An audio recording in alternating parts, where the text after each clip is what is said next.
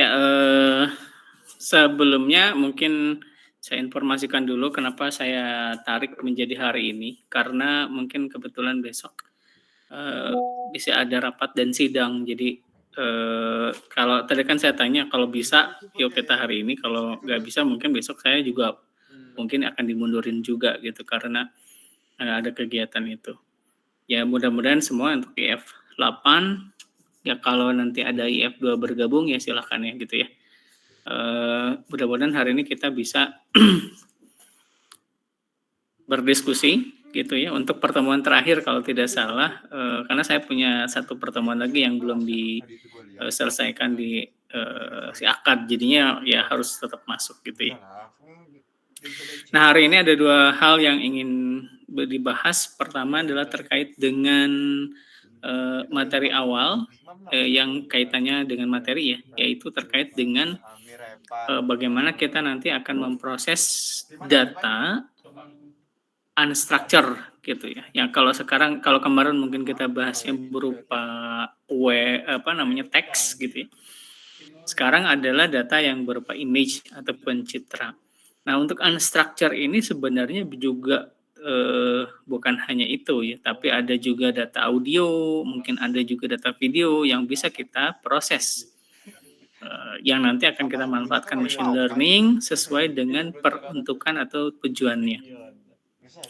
Nah, tentu dalam memproses data yang sifatnya unstructured seperti ini, tidak sama dengan sifat data yang mungkin structure gitu, yang terstruktur. Ya, misalkan Anda memperoleh sumber datanya langsung dari database gitu ya, ataupun data yang sudah terstruktur gitu ya, seperti itu. Nah, tentu pengolahannya, processing-nya berbeda gitu ya. Seperti kemarin kita bahas waktu di teks gitu ya, ada tahapan-tahapan dulu yang kita sebut pre-processing teks yang cukup ya ada beberapa proses gitu ya, bahkan mungkin bisa jadi panjang gitu. Tergantung kebutuhan juga, ya mungkin ada filtering, ada stemming, ada normalisasi, kemudian mungkin ada fitur ekstraksi dan sebagainya. Yang tentu, eee, membutuhkan effort gitu ya, belum lagi nanti ditambah dengan tahapan pengumpulan datanya itu sendiri gitu ya. Tahapan pengumpulan datanya juga cukup membutuhkan effort. Kalau dalam teks mungkin Anda akan mengambil sumbernya misalkan dari website, Anda akan mengambil sumber datanya dari sosial media, Anda akan mengambil sumber datanya bisa dari dokumen, Anda bisa mengambil sumber datanya dari portal dan macam-macam. Dan itu pun harus ada technical tersendiri. Istilahnya mungkin kita akan ambil scraping, kita akan menggunakan teknik untuk nge-crawling dan macam-macam. Jadi prosesnya panjang. Nah, hal-hal tadi mungkin ini juga sebagai bridging juga kita yang gitu ya. Hal-hal yang tadi saya jelaskan itu buat nge-bridging kita insya Allah mungkin semester depan. Ada di kuliahnya di rekayasa fitur atau fitur engineering nih, yang nanti bagaimana kita bisa mengambil gitu ya, menentukan dulu fitur-fitur yang nanti kita perlukan pada saat kita mengolah, dengan menggunakan machine learning. Nah, jadi ini tuh sebenarnya merupakan bagian awal gitu, atau saya sebut introduction lah ya, sebagai pengantar untuk kita belajar nanti di fitur engineering. Ya mudah-mudahan, saya nggak tahu ya IF-nya sama saya atau enggak, untuk di fitur engineering semester depan. Ya mudah-mudahan Anda juga bisa masih ngikutin gitu ya, di step by step-nya bagaimana kita akan mengolah data yang sifatnya unstructured, ya data yang tidak terstruktur, seperti itu. Nah, tentu dalam pemahamannya itu sendiri, ketika misalkan sumber datanya berasal dari citra ataupun image, memang Anda harusnya gitu, idealnya membutuhkan pemahaman terkait dengan data itu sendiri, terkait dengan image-nya. Image itu apa? Isinya seperti apa, bagaimana polanya, apa yang harus dilakukan dulu, terus kemudian apa ya tujuan dari dengan si image itu sendiri dan sebagainya. Nah, memang harusnya mungkin ada pengantar terkait juga dengan image processing ya. Jadi ada materi kuliah yang sebenarnya mungkin saran sih dipahami juga yang terkait dengan pengolahan citra atau image processing. Sehingga nanti pada saat Anda mau menggunakan citra ini untuk apa, jauh lebih paham gitu ya. Tahapan awal untuk Anda ngeproses citranya seperti apa, akan jauh lebih paham dan itu akan dibahas di image processing, sebenarnya seperti itu. Ya, tapi kalaupun ya jadi hari ini yang mau kita diskusikan istilahnya agak sedikit loncat gitu. Jadi Anda tahu mungkin yang saya kasih cuman hanya flow-flow-nya saja, pendalamannya mungkin nanti akan kita diskusikan di pembahasan lain ya misalkan di image processing, kira-kira begitu. Tapi minimal adik-adik sekalian punya gambaran nih, siapa tahu nanti project akhirnya dari yang mau diusulkan itu ada yang terkait dengan citra ataupun image. Nanti kita bahas di sesi kedua, yaitu terkait dengan diskusi purpose purpose untuk si project akhirnya. Kira-kira sudah sampai mana dan mau bikin apa. Nah, karena tadi saya sudah menuliskan di grup gitu ya, silahkan tuliskan judul projectnya itu mau bikin apa gitu ya. Sehingga nanti kita bisa lihat ataupun Anda mau berkonsultasi dulu kira-kira dengan project ini cukup atau tidak, layak atau tidak, apakah ada yang sama atau tidak dan sebagainya. Nanti kita bahas di sesi kedua. Oke? Bisa dipahami sampai sini?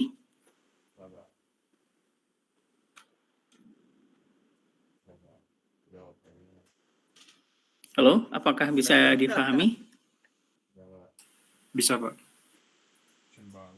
Mana tadi? Oke. Nah, saya awali dulu dengan seperti ini, gitu ya. Mungkin agak loncat dulu, nggak introduction dulu dengan image, gitu. Tapi habis inilah kira-kira. Karena kita kan lebih dekatnya dengan penggunaan machine learning-nya itu sendiri. Nah, kenapa kita harus menggunakan data citra? Nah, atau menggunakan data image yang mungkin sebenarnya saat ini juga lagi cukup banyak digunakan gitu ya. Kebutuhannya untuk apa? Nih contoh-contohnya mungkin saya tunjulin dulu ya. Kita liatin dulu implementasinya seperti apa. Misal Anda punya tujuannya mau misalkan face recognition, mengenali wajah.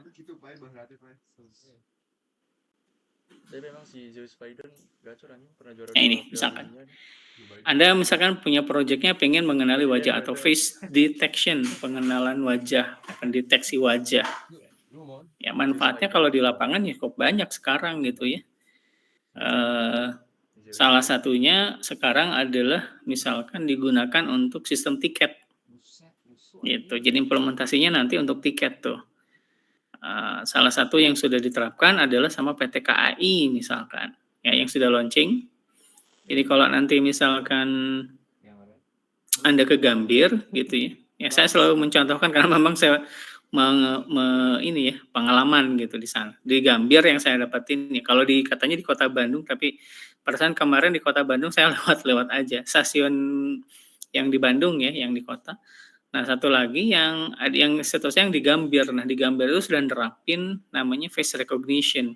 Jadi minimal itu kalau nanti Anda antrian itu minimal akan jauh lebih cepat gitu, kira-kira seperti itu. Nah, kita tahu saat ini mungkin kalau Anda lewat ke stasiun, masuk gitu ya, masuk ke ke stasiunnya, itu kan biasanya suka dicek dulu ya tiket ataupun kalau dulu mungkin pakai KTP sama tiket lah kira-kira begitu. Kalau ada yang lebih ini lagi kan biasanya suka dicek bener gitu, suka dicek beneran gitu. Jadi artinya diperhatikan dulu, dicocokin KTP dan sebagainya, lihat orangnya dan seterusnya. Kalau sekarang mungkin agak lebih longgar sedikit. Kalau antrian udah panjang apalagi gitu ya, cuman dilihat oh ada tiketnya dan sebagainya langsung lewat. Nah, kalau yang di Gambir itu ada 4 line, jadi ada 4 baris sehingga nanti dia sudah memisahkan kalau nggak salah sekarang yang pakai face recognition, satu lagi yang menggunakan tiket biasa. Nah, kalau pakai tiket biasa itu dicek biasa aja. Jadi masih di checking biasa gitu ya, dicek KTP kemudian tiketnya. Nah, kalau yang face recognition udah nggak perlu. Ya, ketika misalkan nanti di scan wajahnya udah pasti dia terafiliasi atau terintegrasi dengan iktp. Nah, artinya bahwa dia nggak perlu lagi ngecek KTP, gitu. Pasti ini udah valid nih orang yang punya KTP itu. Dan proses untuk pendaftarannya juga singkat banget. Kita tidak melakukan scanning ulang di situ, enggak, gitu ya. Saya cukup hanya memberikan KTP, terus kemudian dia scan nomor KTP-nya, data saya yang kaitannya dengan itu sudah ada semua di iktp ternyata. Sehingga nanti tapi adik-adik sekarang udah punya iktp kan? Nggak tahu nih. Sudah, Pak. Udah pada siap nyoblos? Harusnya sih udah siap ya. Nggak itu ya, udah benar kan 18, 19 ya? Mungkin sekitar segitu kan?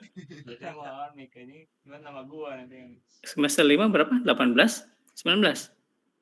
19 tahun? Udah lebih ya? Atau 20? Ya pokoknya lah minimal udah punya iktp lah.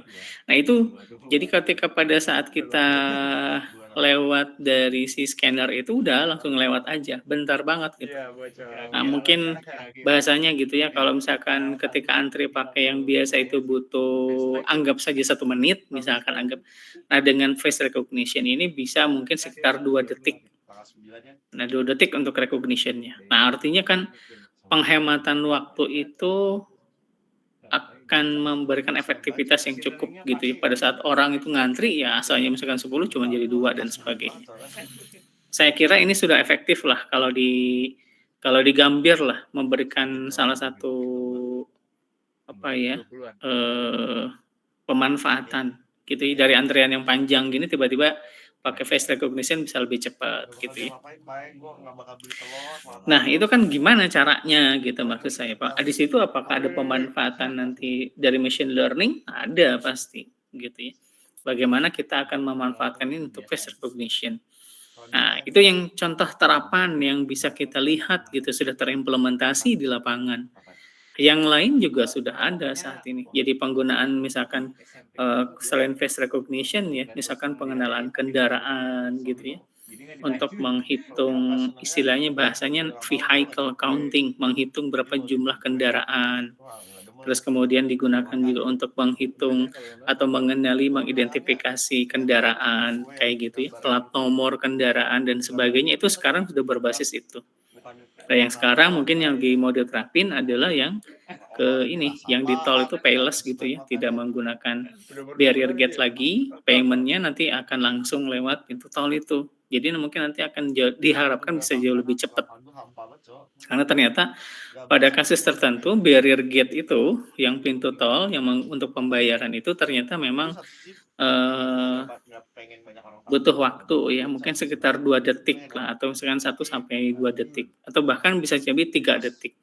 Nah, kalau pada kasus tertentu misalkan internet problem gitu ya, bahkan bisa jadi masalah gitu ya, atau kan dulu operator itu yang digunakan untuk bayar bayar cash gitu ya langsung, kemudian dikurangi dengan cara pakai barrier gate, payment dengan otomatis. Nah, itu juga masih ada masalah. Nah, nanti lagi mau coba sekarang itu nggak lagi ada pintu pembayaran gitu ya. Tapi nanti mungkin harus ada penggantinya kan, misalkan kalau ada apa-apa gitu ya, misalkan pintu masuknya dari mana, keluar dari mana dan sebagainya. Jadi sudah bisa kedeteksi nih. Nah, berarti kan ada sensor, mungkin juga nanti ada kamera yang bisa mendeteksi, bisa plat nomor kendaraan, bisa identifikasi kendaraannya, bisa identifikasi penumpang dan sebagainya. Dan bahkan ke depan katanya nih agak sedikit ini ya, tapi masih planning lah, bahasanya mungkin masih planning. Untuk melakukan itu bisa ke depannya adalah terkait dengan manifestasi juga. Jadi bisa manifest itu jadi kita bisa mengetahui misalkan penumpangnya siapa yang ikut di kendaraan tersebut. Wah, itu kan sudah lebih jauh gitu ya pemikirannya. Jadi misalkan Anda pakai ini nanti kayak travel kayak gitu tuh. Anda pakai travel terus kemudian mungkin ke terminal siapa tahu gitu ya. Nah, itu nanti ketika beli tiket dan sebagainya itu nanti akan teridentifikasi siapa yang ikut di situ dan sebagainya. Salah satu gunanya adalah misalkan untuk kalau ada apa-apa gitu ya, amit-amit gitu ya, misalkan terjadi sesuatu, nah itu nanti teridentifikasi siapa aja penumpangnya, seperti pesawat lah kira-kira begitu. Ya seperti kalau Anda, apa namanya, beli tiket pesawat, itu kan termanifest gitu, siapa yang berangkat itu teridentifikasi. Nah itu nanti akan ngerembet katanya untuk misalkan ke travel, nanti misalkan untuk ke bis, dan sebagainya. Nah itu kan pemanfaatan face recognition-nya itu nanti bisa dimanfaatkan gitu, akan jauh lebih efektif untuk tiket, jauh efektif misalkan untuk masuk keluar masuk dari area-area tertentu dan sebagainya. Nah itu face recognition. Kemudian kalau yang di sini ini contoh waktu kita ada penelitian terkait dengan pengenalan tanda tangan. Jadi ini digital signature gitu ya. Meskipun sekarang mungkin digital signature bukan begini formatnya sebenarnya gitu ya. Digital signature itu kodifikasinya tidak seperti ini. Yang saat ini mungkin kita masih menggunakan kayak pola digital gitu, padahal sebenarnya nanti dikodifikasi. Gitu. Tapi kan untuk yang tanda tangan digital itu saat ini masih juga banyak digunakan sebagai penanda aja. Contoh misalkan kalau kamu ikutan ada sebuah G-form, ada seminar atau apa gitu ya, atau mengisi kehadiran, kadang suka diminta kan tanda tangan kayak gitu. Atau yang paling inilah mungkin suka lihat kayak bikin aplikasi apa Pliv gitu ya, Pliv gitu atau misalkan pinjol gitu kayak gitu kan suka minta tanda tangannya tuh. Nah itu teh kan itu juga punya semacam informasi gitu di situ. Kenapa kita membuat contoh data tanda tangan kira-kira begitu. Nah yang ini contohnya adalah kita gunakan untuk mengenali ekspresi. Ya, selain yang ini mengenali ekspresi yang tengah ini. Jadi facial expression recognition, mengenali emosi, mengenali ekspresi. Dia ada orang lagi marah gitu, orang lagi sedih, orang lagi senang, bahagia gitu, ada orang yang lagi kondisi tertentu. Nah, waktu risetnya waktu itu kita ada 7 emosi atau 7 ekspresi yang nanti akan dikenali. Ya, mulai dari senang, bahagia, terus kemudian ada anger atau marah, terus kemudian mungkin ada disgust, jijik, kemudian ada shock, terkejut, kemudian ada sad, ada sedih, ada 7 pokoknya. Ada 7 klasifikasinya. Nah, implementasinya jadi apa aja selain kita ngenalin dari ekspresi, ini yang waktu itu yang buat si ini ya, ini si apa namanya? Ini deh, tim ini sih, itu beda. Yang ini nih, saya lupa namanya. Ini sama ini nih. Nah, ini digunakan dia men-trigger dari si ekspresi wajah itu untuk muterin lagu. Nah, itu implementasi yang mungkin jadi aplikasinya. Jadi ketika misalkan dia sudah bisa ngedeteksi wajah, nah, kemudian ekspresinya terdeteksi, nah kemudian dia dengan otomatis ngeplay lagu. Kebayang nggak konsepnya? Halo?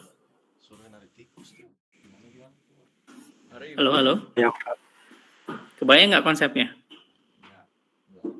kebayang Pak. Ya jadi habis kamu dideteksi nih wajah kamu lagi apa nih, lagi senang, lagi happy, maka nanti musik yang akan dimunculin adalah musik happy. Atau sebaliknya ya saya lupa ya. Kalau sad, kalau lagi sedih, nanti dimunculin lagu yang senang gitu atau yang menghibur lah kira-kira. Jadi konsepnya itu bisa dibalik lah. Tapi pada saat itu konsepnya adalah ketika ekspresi ini dideteksi, kemudian dia akan otomatis ngeplay lagu. Nah, play lagunya itu nanti dibikin list. Nah, itu kan kreatif menurut saya gitu ya. Idenya kreatif dan itu jalan bikin aplikasi. Waktu itu masih pakai ini ya, desktop kalau nggak salah. Ini udah agak lama sih, pakai desktop gitu ya. Karena memang kalau nggak salah pakai C++ kalau nggak salah, C atau C Sharp, saya agak lupa ya untuk aplikasinya. Nah, itu kan lebih mudah mungkin, tidak di Android sayangnya gitu ya. Nah, minimal gitu ya, artinya dengan ide kreativitasnya dia menangkap ekspresi, kemudian dia bisa merekognisi kira-kira jenis lagu apa yang cocok untuk menghibur, misalkan seperti itu. Nah, itu udah jalan gitu ya. Nah, kemudian ada yang lebih jauh lagi, saat ini yang akan itu yang sedang berjalan adalah namanya mikroekspresi. Mikroekspresi. Mikro. Nah, kalau mikroekspresi ini jauh lebih detail lagi, karena nanti yang akan dianalisa adalah lewat sumbernya bisa video atau lewat kamera bergerak gitu ya. Nah, kalau mikroekspresi, dia akan menangkap ekspresi real yang sekecil mungkin. Jadi kalau misalkan katanya gitu ya, kalau Anda istilahnya senyum sedikit saja, itu nanti bisa kedeteksi. Nah, gunanya untuk apa? Salah satu contoh penerapannya adalah misalkan katanya untuk lie detector. Pernah dengar nggak? Untuk mendeteksi kebohongan. Pernah dengar itu? Alat untuk mengukur atau mendeteksi kebohongan, pernah dengar? Nah, konon katanya orang yang ngebohong itu bisa kelihatan dari mata gitu ya, dari gerak bibir atau ekspresi wajahnya gitu ya. Konon katanya, tapi saya juga belum tahu karena belum pernah coba sih. Nah, itu yang lagi di-studi sama temen di ITB. Nah, jadi dia melakukan risetnya adalah terkait dengan mikroekspresi. Jadi kalau nanti misalkan, oh ini orang bohong atau enggak, nah itu dilihat dari ekspresi mukanya pada saat dia dites gitu, kayak gitu. Nah, itu kalau kita cek berdasarkan ekspresi. Nah, data ini juga data, mungkin itu lebih advance ya, datanya sumbernya video. Nah, kalau ini kan ekspresi, kemarin kita analisanya masih berbasis image ataupun citra. Nah, yang ini kasusnya adalah waktu itu kita gunakan untuk OCR, Optical Character Recognition. Ya, si OCR yang kita tangkap adalah ini nih, NIK-nya. Jadi bikin aplikasi Android, terus kemudian pengen baca otomatis NIK-nya. Nah, dari sini nanti diintegrasi dengan data IKTP, sama kayak tadi kasusnya. Jadi tujuannya adalah OCR, pengenalan huruf OCR, Optical Character Recognition. Karena ternyata memang susah, gitu. Saya bilang susah ya.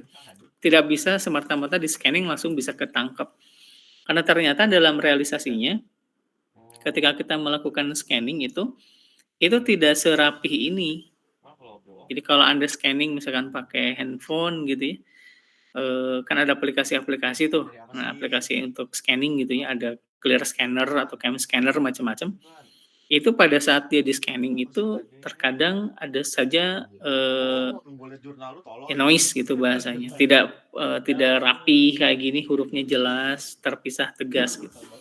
Nah, pada saat diuji coba ketika membuat aplikasi ngambil langsung datanya, nah itu ada yang salah deteksi, salah huruf gitu ya. Salah satu contoh misalkan huruf R jadi N atau N jadi R gitu, N kecil jadi R kecil dan sebagainya. Nah, itu yang kemarin yang kita analisa juga di situ. Nah, kalau yang ini sebelah sini, ini kita sebut screen white screen. Salah. Menghapus ini apa namanya di sini nih? Oh, eraser. Oke, eraser pen. Nah, kalau yang ini contohnya adalah tulisan tangan. Nah, ini tulisan tangan nih. Jadi ini ilustrasi aja. Jadi nanti kita mau mencoba untuk mengenali tulisan tangan. Ya, tulisan tangan. Ini Romawi. Riset kemarin itu aksara Sunda, aksara Karo, aksara Jawa. Itu dikenalin pakai machine learning juga. Jadi misalkan anggap sajalah ini tulisan Jepang juga pernah jadiin kasus untuk skripsi. Ini yang saya sebutkan yang contoh-contoh skripsi ya, yang ada di IF. Nah, ini contoh misalkan juga pernah bahasa Jepang gitu, hirakata apa hiragana ya? Hiragana kalau nggak salah ya. Hiragana yang jadiin judul gitu ya. Terus kalau tulisan gini yang nanti yang pernah adalah aksara Sunda, udah pernah, terus kemudian aksara Jawa, kemudian aksara Karo. Nah, Karo itu yang dari Sumatera. Nah, itu kita gunakan machine learning untuk mengenali karakter atau mengenali huruf. Jadi nanti tulisannya apa, nanti kebacanya apa. Nah, ini mungkin ini kan hasil riset skripsi ya, jadi anak-anak menggunakan algoritma yang bisa dikembangkan. Nah, mungkin kalau sekarang mah kayak Tesseract lah gitu ya. Kalau Anda pernah dengar Google Tesseract gitu untuk bisa ngedeteksi tulisan, kemudian dia bisa menerjemahkan. Nah, itu juga ya mungkin pernah pakai, mungkin ada yang pernah lihat atau pernah lihat di YouTube Google Tesseract. Ada yang pernah lihat?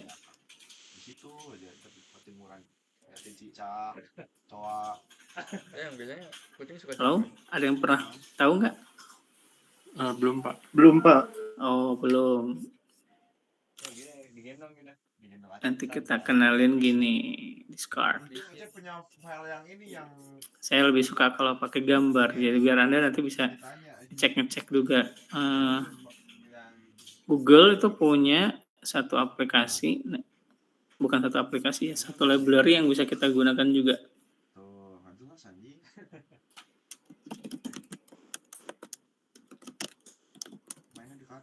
Nah, Tesseract ini untuk OCR nih.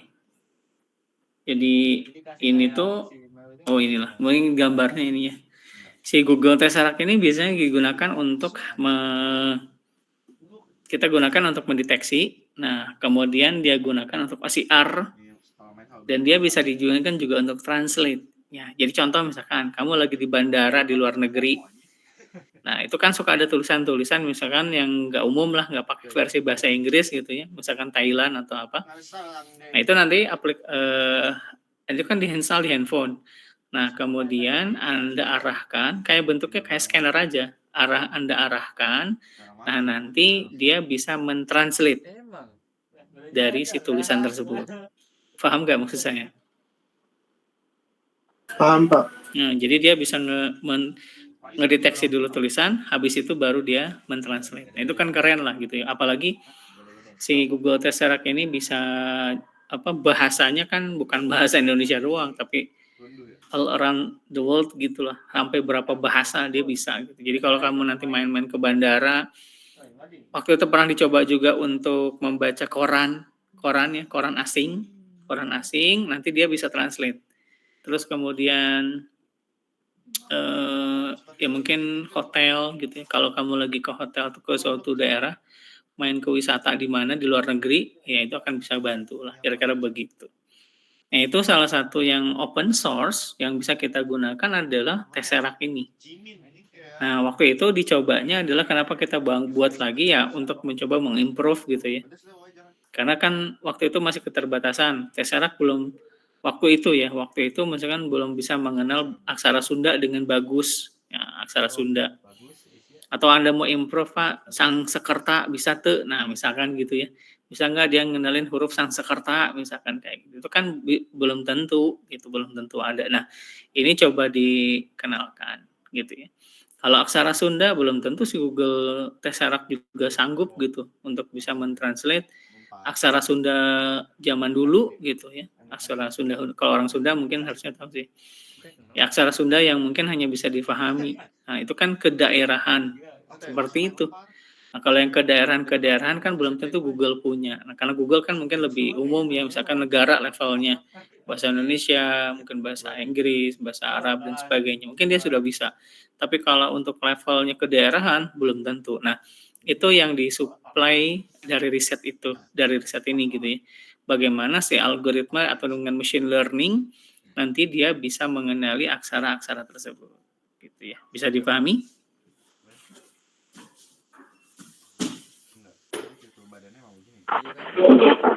Ntar saya ini dulu, pasang dulu charger kayaknya udah mau habis. Ntar lagi. Oke. Solehot ya. Adek, jadi Yang nafti. ini adek. Yang nafti udah. Kacau. Dia mau cowok, ogah-ogah ditonggengin ya. Kan itu bawaan itu. Bawaan dari Tuhan itu. Oke, kita balik lagi ke slide. Nah, ini kalau yang ternyata saya juga baru tahu nih. Tapi ini pernah diriset gitu ya. Ini juga udah dijadiin maksudnya bahas riset penelitian IF. Yang ini nih, saya kira main-main. Ternyata ada juga bahasa sandi. Ini namanya bahasa rumput. Sandi rumput. Kalau Anda pernah dengar gitu ya, sandi rumput. Kalau mungkin Anda pernah dengar kode Morse, ya, pakai Morse. Kalau anak pramuka mungkin tahu ya, Morse ke semapur yang kayak gitu. Nah ini menggunakan sandi rumput kalau tidak salah. Waktu itu pernah diriset juga. Nah machine learning-nya digunain untuk mengenali ini kalimat apa, ini kata apa. Mirip dengan OCR juga lah, optical character recognition, seperti itu. Dan masih banyak lagi contoh data yang bisa dikembangkan gitu ya. Ada kemarin beberapa kelas yang sudah membuat usulannya gitu ya. Ada yang cukup menarik, idenya bagus gitu ya. Mudah-mudahan bisa terrealisasi. Mau mendeteksi atau mengenali sampah. Bagus tuh idenya. Jadi nanti misalkan datasetnya sampah, nanti si sampahnya dia bisa ngedeteksi nih, oh ini organik, anorganik. Tapi ada yang lebih dalam lagi, misalkan ini jenisnya apa, gitu ya. Apakah ini sampah rumah tangga, apakah ini sampah misalkan sampah organik basah gitu ya, ataukah misalkan yang sampah daur ulang gitu. Ya idenya seperti itu. Itu yang lagi dibuat. Nah, artinya bahwa nanti kreativitasnya saya nggak batasi ya kalau untuk proyek akhirnya nih. Meskipun ada beberapa hal gitu ya, nanti makanya saya bilang nanti tulis dulu nih di grup kira-kira judul yang Anda usulkan itu oke atau tidak gitu ya kira-kira. Ada beberapa contoh kemarin ada yang menggunakan data, saya mau mengklasifikasi jenis hewan katanya, ada contohnya. Tapi hewannya mungkin kan hewan itu luas banget ya, karena ini juga mungkin dataset yang sudah ada sih. Mau mengklasifikasi jenis burung, diarahin sama saya, udah ini aja salah satu jenis hewan, jangan hewan, kalau hewan terlalu umum, banyak banget jenisnya atau spesiesnya, mending kamu fokus pada satu spesies, misalkan burung. Nah, itu nanti burung-burungnya yang akan dijadikan dataset. Tuh, itu ada yang kemarin ada kelas kemarin yang mau ngambil proyeknya seperti itu. Gitu ya. Jadi mungkin siapa tahu kelas ini juga ada yang mau mengimprove proyek akhirnya, misalkan dengan menggunakan Citra sebagai datasetnya untuk diuji gitu ya, dengan metode machine learning yang sudah pernah kita bahas. Siapa tahu mungkin lebih ke arah klasifikasi citra gitu ya, mengklasifikasi si citranya seperti apa. Oke, sampai sini ada yang mau ditanyakan dulu? Sudah cukup paham? Masih cukup bisa dipahami, Pak. Jadi saya kasih dulu contoh-contohnya, buat apa sih kita menggunakan machine learning untuk citra. Tadi sudah contoh implementasi gitu ya. Sehingga nanti Anda siapa tahu punya ide-ide yang lebih luas lagi.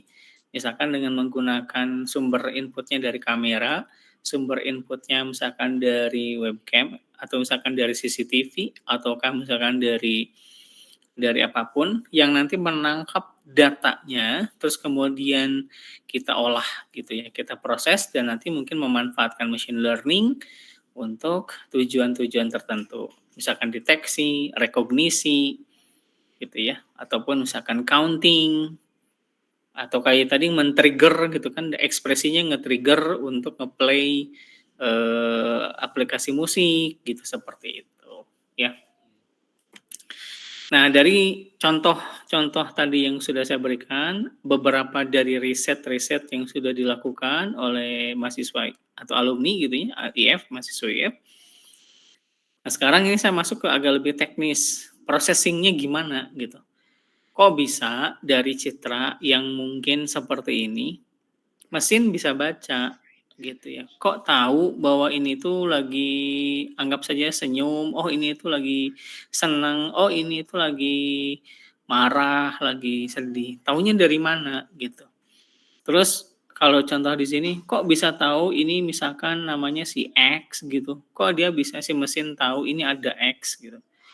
Kok bisa tahu ini adalah huruf angka ya. Kalau ini kan contohnya 0 sampai 9. Dia bisa ngenali huruf A, B, C, D itu gimana gitu. Seperti itu. Nah, prosesnya di dalamnya kalau kita mau bedah, ini mungkin sebagai gambaran umum saja gitu. Karena di dalam setiap kotak-kotak ini step by step processingnya itu sebenarnya satu bahasan tersendiri gitu ya. Jadi ini kan seperti semacam kan saya bilang introduction aja. Sebelum nanti Anda mungkin akan belajar lebih dalam bagaimana proses-proses yang bisa dilakukan di sana gitu ya.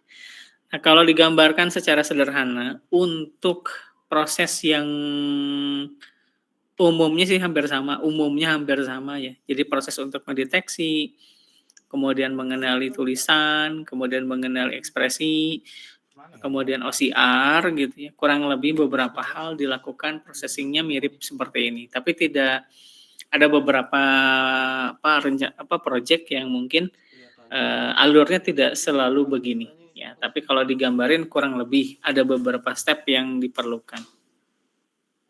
Pertama adalah ada proses konversi dulu yang kita sebut contohnya adalah konversi citra ya. Mengubah dari citra warna, ini kan berwarna nih, ini citra berwarna, ini kan berwarna semua, menjadi citra gray scale atau citra keabuan. Kalau bahasa Indonesia namanya sih citra hitam putih. Gitu ya. Jadi kita akan mengubah dulu citra warnanya menjadi citra hitam putih atau citra keabuan, grayscale. Nah, kenapa grayscale yang dipakai?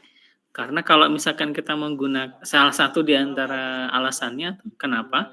Ya, kalau kita menggunakan citra warna secara langsung itu prosesnya akan jauh lebih berat, lebih panjang, lebih lama gitu ya.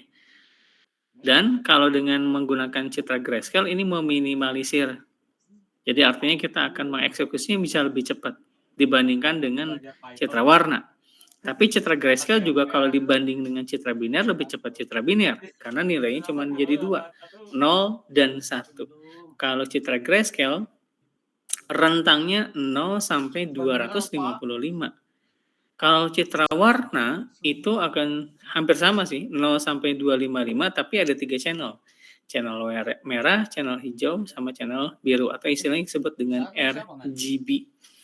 Nah, tapi Pak, kan sekarang inputan citra warna, betul citra warna, tapi nanti diolah gitu di processingnya, dia konversi dulu, hasilnya tidak langsung dilihatin. Ya kayak sekarang gitu ya, citranya kan input warna semua. Nah, nanti dalam processing itu diubah dulu gitu, bentuknya jadi ke grayscale dulu, diubah lagi mungkin nanti bisa ke citra biner baru dan seterusnya gitu ya. Tapi itu kan tidak kelihatan sama kita. Inputannya mah citra warna, tetap seperti itu.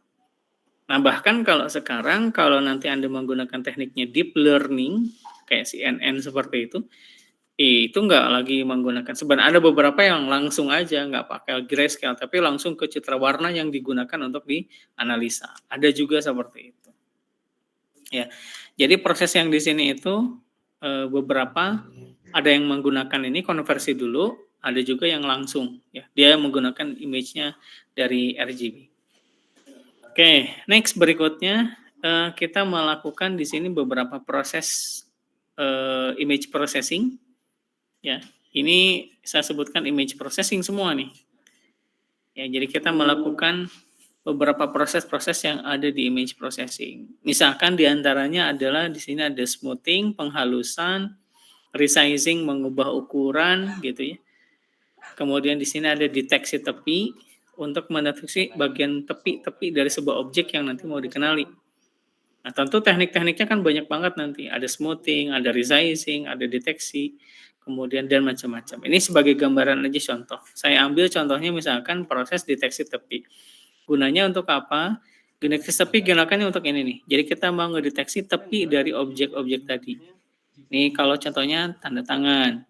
Nih kalau contohnya wajah, berarti nanti dia minimal bisa menganalisa ini bagian yang dijadikan untuk tepian-tepiannya. Ini tepinya, ini tepi. Nah, kira-kira begitu. Ini tepi-tepi dari objek. Yang saya kasih warna merah. Gitu ya. Nah, di dalamnya deteksi tepi itu nanti metode algoritmanya banyak gitu ya. Kemarin kita pernah bahas juga sampai ada sekitar 15 algoritma yang harus dibahas. Ini cukup panjang yang edge detection itu ada. Cuma di antaranya beberapa yang sudah familiar cukup terkenal, ada Kenny detektor, ada Sobel detektor, Prewitt detektor dan macam-macam. Banyak kemarin yang sudah kita bahas ya. Nah, ini mungkin nanti dibahasnya nanti aja. Nah, next setelah itu, setelah kita bisa ngedeteksi tepi dari objeknya, nextnya kita lakukan proses segmentasi. Kita pilih, kita persempit area yang akan dijadikan sebagai analisa, citra analisis. Nah, contohnya apa? Misalkan di sini adalah kita gunakan untuk mendeteksi wajah ya. Berarti nanti, nah ini proses namanya segmentasi. Jadi ini yang hijau ini, itu adalah proses segmentasi. Hanya area wajah aja yang nanti akan dianalisa. Kalau di dalam tanda tangan ini nanti dikotakin segini misalkan. Ini segini misalkan. Contoh ya. Nah, ini adalah segmen untuk tanda tangan ini. Untuk apa? Nah, ini kan bagian yang tidak usah kita analisa. Blank area ini nggak usah dianalisa. Kenapa? Karena jadi memperlambat eksekusi. Ya. Jadi dengan adanya kamu ngasih kotak kayak gini, itu eksekusi komputasinya akan jauh lebih cepat. Ya artinya kan ini nggak perlu, ini kan nggak yang saya silang-silang ini kan tidak perlu dianalisa gitu. Ingat namanya citra itu nanti dibacanya baris per baris. Jadi kalau Anda punya ukuran citranya misalkan 512, ada 512 kali 512 tuh. Berarti ada 500 baris dan ada 500 kolom. Baris, kolom, bar gitu. Dan dia baca satu per satu, line per line. Nah, akibatnya kalau dia membaca dari ujung sini dan kita tidak memerlukan buat apa? Jadi wasting komputasi. Makanya dengan teknik segmentasi, oh ini loh yang harus dibaca itu ini aja. Jadi yang lain-lain di luar dari yang kita butuhkan, itu kita hilangkan aja, di remove ya. Tidak perlu dibaca. Itu tujuan nanti dari proses segmentasi. Bisa dipahami sampai sini? Bisa, Pak. Oke, itu baru nge-segmen doang, ngasih kotak gitu ya, ngasih area. Ini loh yang nanti harus di analisa gitu ya. Ada juga contoh lain kayak resizing, ngubah ukuran nih. Ukurannya diubah, asalnya misalkan 500 kali 500 diubah jadi cuman 100 kali 100 nih. Wah, Pak kalau ngubah ukuran itu berarti ngubah resolusi? Iya. Pak kalau ngubah gitu bisa ngerusak gambar nggak? Bisa jadi. Tapi dengan semakin gambar itu diperkecil, sebenarnya eksekusinya akan jauh lebih cepat. Kayak tadi kan konsepnya. Makin gede resolusinya, makin lama dia diproses. Nah kalau Anda ingin cepat, kecilin aja. Gitu ya, seperti itu kira-kira. Jadi kalau resize itu pasti akan berdampak gitu ya pada kecepatan pasti gitu ya, tapi mungkin sedikit berpengaruhnya pada kualitas, mungkin kualitasnya akan turun karena banyak informasi ataupun pixel-pixel yang akan hilang. Nah, kemudian salah satu berikutnya adalah fitur ekstraksi. Nah, yang kayak kemarin kita belajar menggunakan TF-IDF pada saat minggu lalu ya, kita bahas misalkan untuk mengekstraksi teks itu kita menggunakan TF-IDF misalkan algoritmanya. Nah itu untuk apa? Ya mengekstraksi fiturnya. Ya kita mengekstrak fitur dari si objek tersebut. Sebagai contoh, ilustrasi sederhananya gini. Face recognition. Kenapa disebut dengan face? Karena di situ ada kunci-kunci penting dari sebuah wajah. Apa misalkan ada mata, ada alis, ada hidung, ada mulut gitu ya. Atau misalkan telinga juga kurang kelihatan sih. Misalkan itu wajah aja yang dianalisa. Nah, artinya dengan fitur-fitur yang paling tepat itu yang nanti akan dijadikan sebagai input untuk proses berikutnya. Proses berikutnya yang mana ya? Machine learning-nya. Ya, klasifikasi citranya di mana ya di situ. Sebagai contoh nih. Nah, ini kan kemarin kita punya fitur utama ya, kemarin setahu kita ada sepal nih, ada petal. Ada 4 fitur utama yang dimiliki oleh citra iris. Contohnya ya, citra iris itu ada 4 fitur utama, ada sepal width, ada sepal length, petal width, ada petal length. Nah, kenapa 4? Ya itu yang pentingnya. Jadi ketika citra iris itu gambar aslinya kayak begini deh. Tuh gambar ini. Ini kan ada hijau, ada kayak semacam rumput. Nah, sama segmentasi itu kita nggak pakai. Jadi yang istilahnya bahasa sederhana yang kepake itu yang ungunya lah gitu.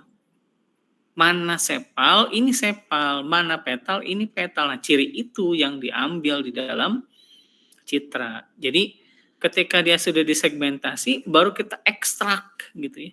Mana bagian-bagian penting tadi yang akan masuk ke dalam mesin processing berikutnya atau dalam proses mesin learning-nya. Ya, jadi kita mengekstraksi dan tentunya namanya mengekstrak hasilnya kan pasti akan jauh lebih kecil gitu ya. Nah, bentukan-bentukannya ini nanti kita lihat ya. Ada yang cuma jadi satu, asalnya misalkan tadi kan ukuran kalau dibuat dalam bentuk matriks, M kali N, 500 kali 500. Nah, sekarang kalau sudah jadi fitur ekstraksi, mungkin cuma satu baris, tapi kolomnya banyak, misalkan 1 kali 2000 misalkan, boleh tuh. Dari 500 kali 500 berapa? 25.000 misalkan ya. 1 kali 25.000 dibikin satu baris, bisa kayak gitu. Ya. Atau kita padatkan lagi dari setiap hasil ekstraksinya cuman jadi 10 fitur bisa aja gitu. Itu yang namanya fitur extraction. Nah, fitur ekstraksi ini metodenya nanti banyak juga yang dilakukan. Oke. Nah, kira-kira itu gambaran umum processing-nya. Ada pertanyaan dulu sampai sini?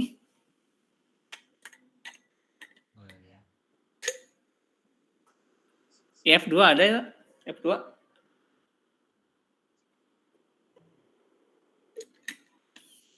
Ada F2 nggak? Nggak ada. Masih UAS kali ya? Atau semuanya ini F8? Ada yang lain kan?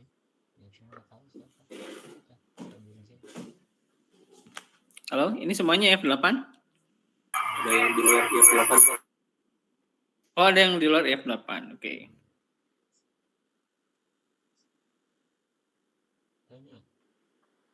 Ya, lanjut ya. Ada pertanyaan? Proses utamanya pre-processing-nya kurang lebih beberapa hal ini yang banyak kita pakai. Tapi Pak, apakah bisa nambahin lagi? Ada, bisa nambahin. Misalkan nanti menghilangkan noise-nya dulu gitu ya, atau misalkan nanti mengubah citranya dulu. Contohnya kayak binarisasi citra gitu ya, citra biner gitu ya, menggunakan teknik thresholding dan sebagainya. Tuh ya. Ini prosesnya kurang lebih ada hal-hal ini yang dilakukan. Nah, ini adalah contoh analisa lebih dalamnya. Ini grayscale itu kita ngubah citra dari asalnya RGB, kita ubah jadi citra keabuan atau hitam putih, gitu ya. Jadi sebenarnya ini Pak apa gitu ya? Ini itu berisi nilai pixel. Jadi saya kasih gambaran dulu deh biar nggak pada bingung bisa kayak gimana sih si citra itu. Nah, saya punya ilustrasi contohnya gambar ini leh.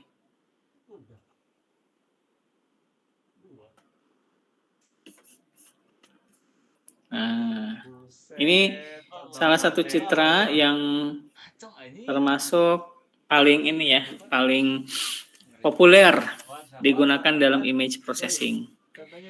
Ini yang Anda lihat kan seperti ini. Ya, ini citra ukurannya 512 kali 512. 512 itu dari mana, Pak? Lebarnya 512, tingginya 512. Paham sampai sini? Paham, Pak. Oke. Kok bisa, Pak? Kita bisa melihat objek kayak gini. Kelihatannya kan kayak perempuan. Ini namanya Lena. Ini namanya Lena. Kita bisa lihat ini kayak topi. Sebenarnya isi dari citra itu apa? Isi dari citra itu kumpulan piksel. Nih buktinya.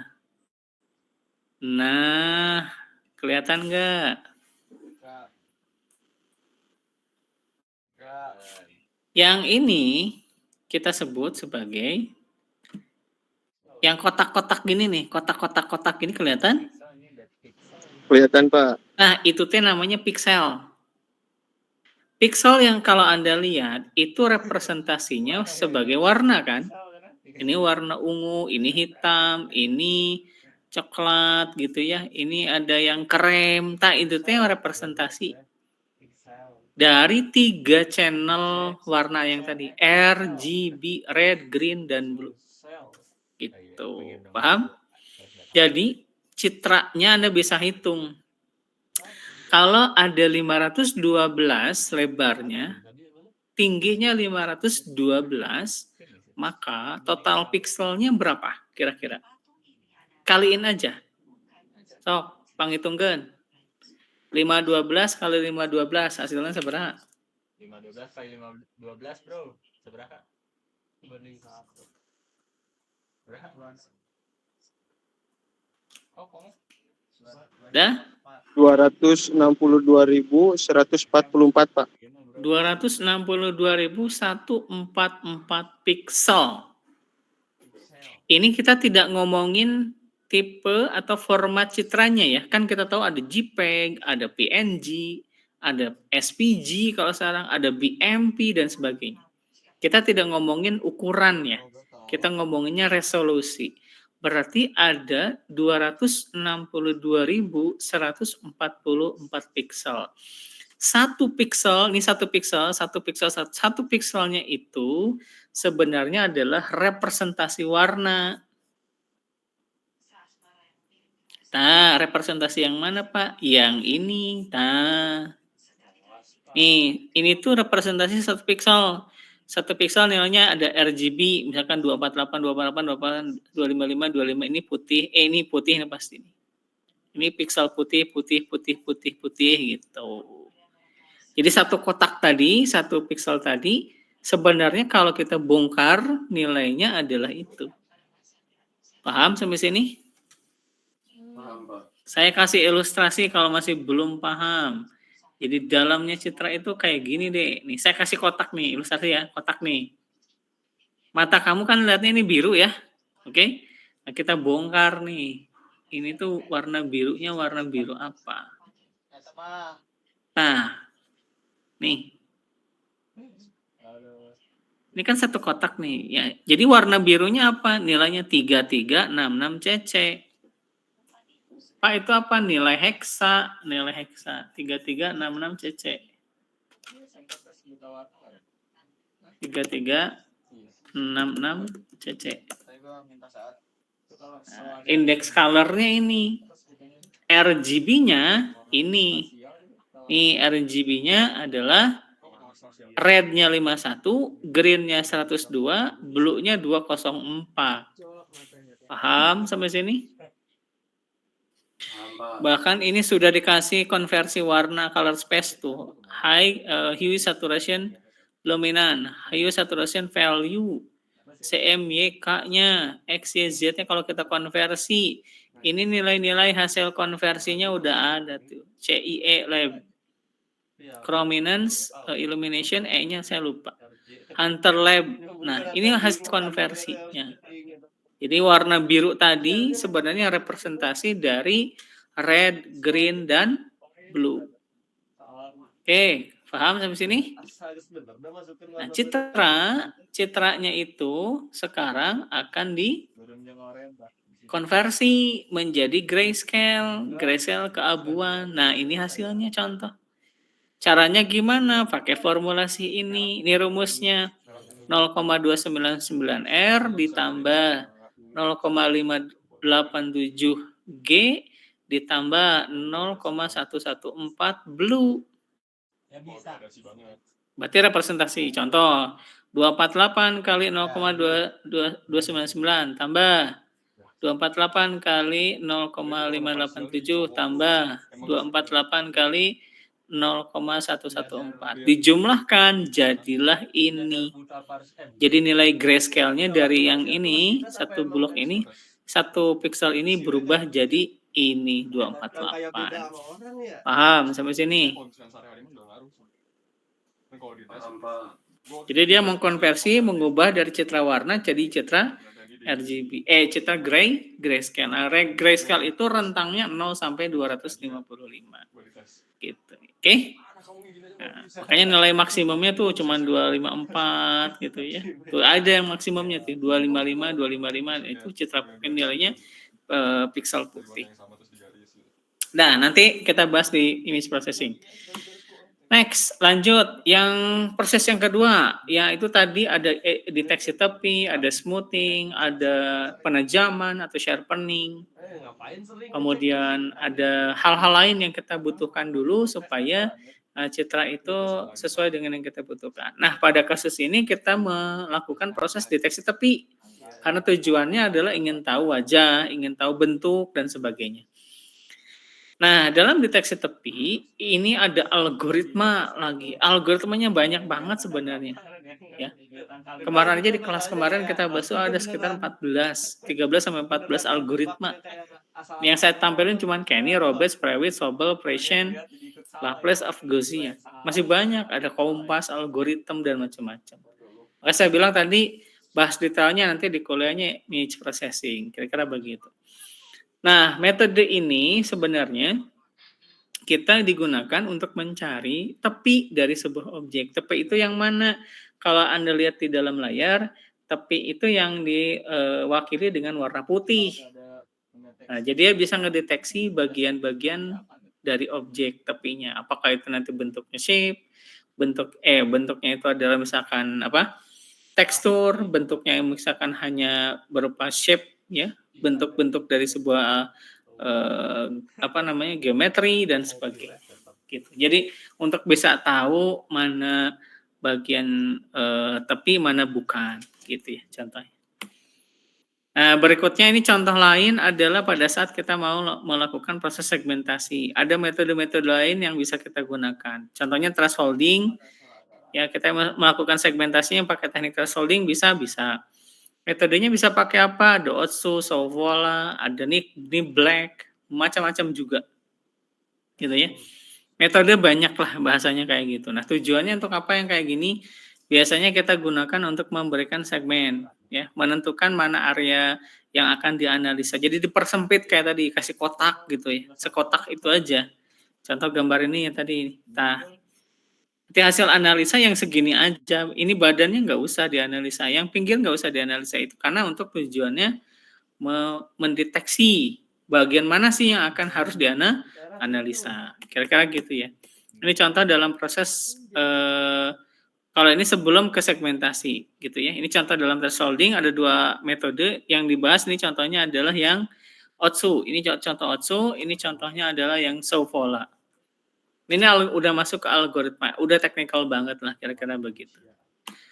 Next, ini segmentasi yang tadi saya bilang digunakan untuk membatasi area. Kita bisa menggunakan metode ada watershed, JSIG, ada region growing, ada connected component labeling, ada clustering, macam-macam. Itu hanya untuk menentukan area yang perlu dianalisis, gitu ya. Next, ini contoh segmentasi pakai CCL, Connected Component Labeling, gitu ya. Ini hasilnya. Oke, terakhir, nih supaya cepat aja. Terakhir adalah kita melakukan ekstraksi ciri atau fitur. Nah, ini sebenarnya kita gunakan untuk menentukan fitur-fitur apa yang dimiliki oleh objek tadi.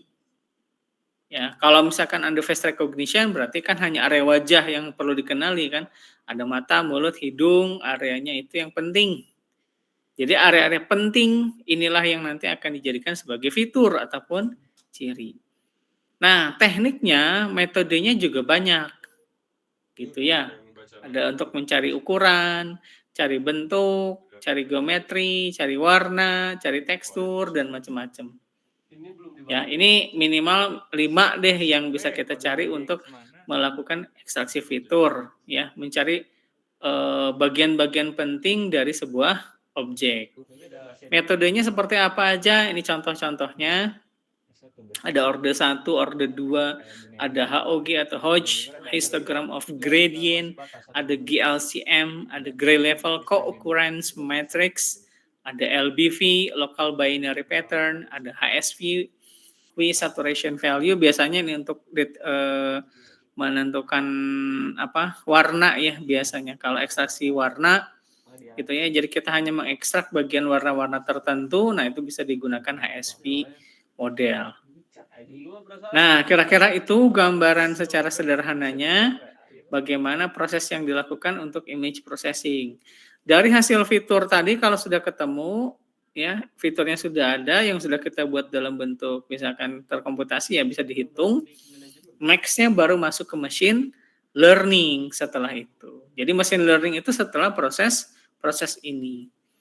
Anda nanti mau mengklasifikasi, boleh. Saya mau pakai SPM, pakai KNN, naif, dan sebagainya. Sok cobain. Gitu ya. Judulnya misalkan klasifikasi citra. Ya, jadi setelah hasil dari fitur ekstraksi ini berupa sebuah nilai-nilai tertentu ya yang sudah kita ekstrak. Kemudian baru masuk ke tahapan berikutnya yaitu klasifikasi menggunakan machine learning gitu ya. Oke, sampai di sini ada pertanyaan? Caranya cuman gue nggak tahu cara manualnya gimana. Enggak, dari string dibuat jadi Tidak, Pak. Ada yang mau ditanyakan Ini nggak? aman, Pak. Sok.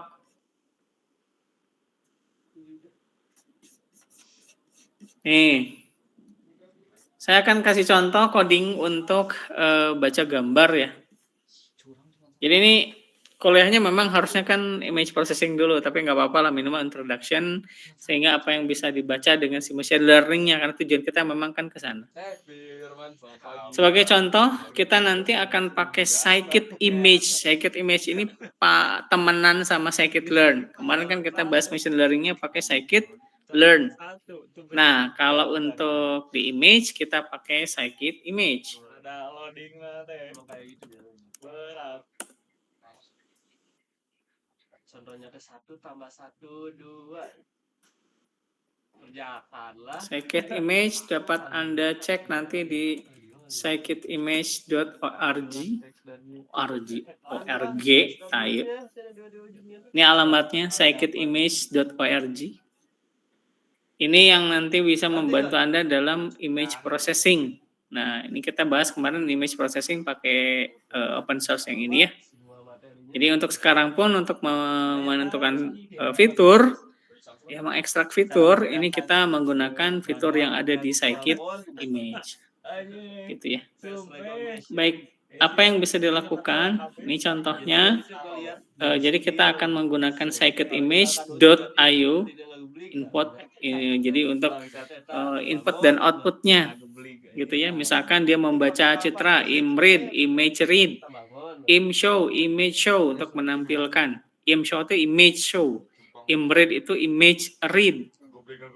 Nah, ini kita gunakan untuk nampilin di layar seperti biasa. Ini cara bacanya. Untuk menampilkan gambar image 1 kemudian path atau directory yang digunakan sama Anda, terus kemudian kalau mau tampilin ya tampilin kayak gini. Ini contoh citranya adalah citra yang dengan format JPEG. Contoh ya. Ini ukurannya 512 kali 512. Next, kemudian kita gunakan fungsi yang gunakan untuk grayscaling. Nah, fungsinya kita pakai di sini adalah satu dengan cara misalkan di dalamnya dipanggil dibaca dengan sgray sama dengan true kita gunakan, atau Anda misalkan hunting langsung gitu ya. Menentukan konversi nanti RGB to gray, BGR to gray. Ada fungsi namanya BGR to gray, boleh. Ini contoh hasil dari konversi ke grayscale. Tadi tahapan yang pertama ya. Nah, kemudian ada deteksi tepi, edge detection, kemudian ada untuk mengubah ukuran. Nah, ini contoh mengubah ukuran adalah dot size, berarti kita nanti akan cek ukurannya berapa. Kemudian shape, bentuknya seperti apa. Ini contohnya ukurannya 512 kali 512. Oke. Kemudian ini adalah size ukurannya. Ini ukuran citra yang ini yang berwarna 512 kali 15 kali 3. Nah, kan ada 3 channel. Jumlahnya ada 786,432 pixel. Sedangkan untuk yang grayscale biasa 512 kali 15 adalah 262.144. Nah, setelah itu kita reshaping dari bentuk yang tadi, kita reshaping menggunakan fungsi NumPy. Terus kemudian ini adalah nilai hasilnya.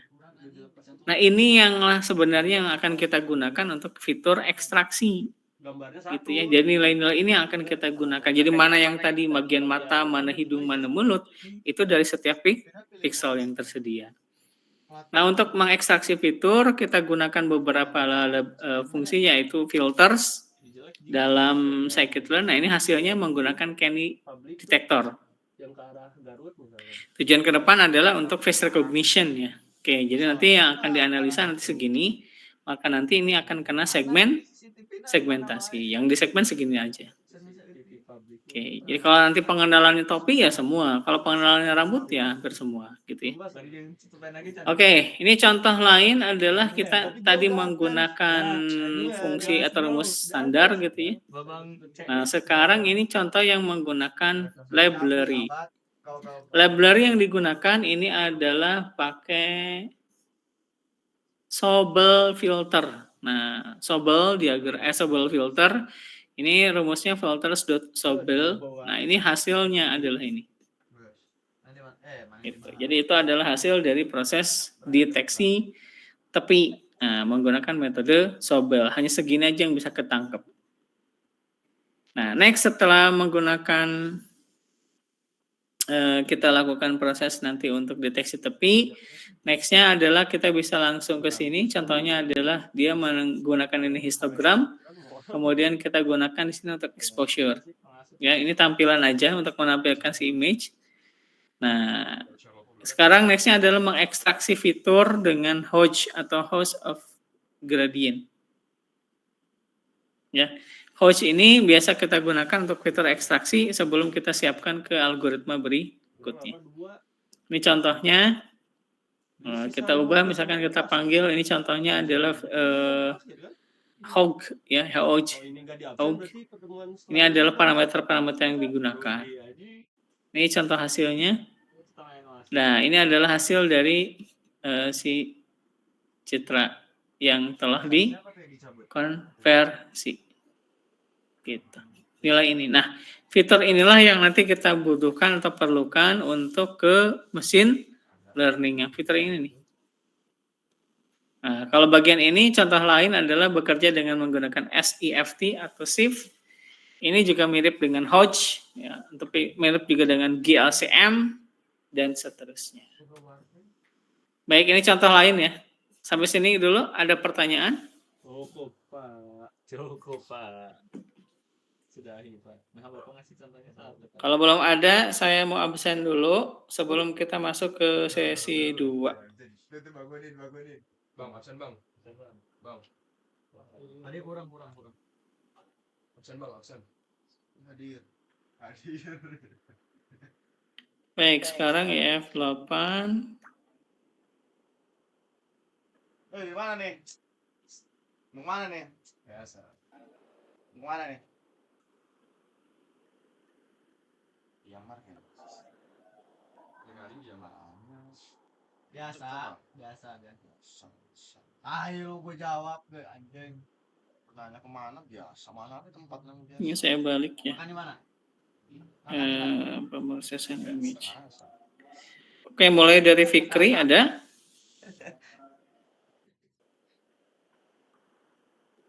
Hasof 1. MSIB Pak. Rizky Rifani. MSIB juga Pak. Muhammad Gani. Gani ada? Si ada loh. Rafli. Hadir, Pak. Siapa tadi? Gani hadir. Rafli ada? Hadir, Pak. Ratih. Yang gua Hadir, Pak. Farhan. Hadir, Pak. Muhammad Arik. Muhammad Arik. Pujianti. Hadir, Pak. Raihan. Hadir, Pak. Raimon. Hadir, Pak. Rifai. Hadir, Pak. Revan. Hadir, Pak. Aditya Suryana.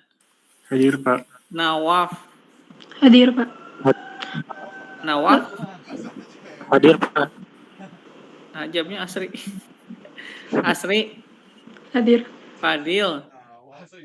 Hadir, Pak. Muhammad Firman. Organisasi. Muhammad Firman. Abad Abigail. Hadir Pak.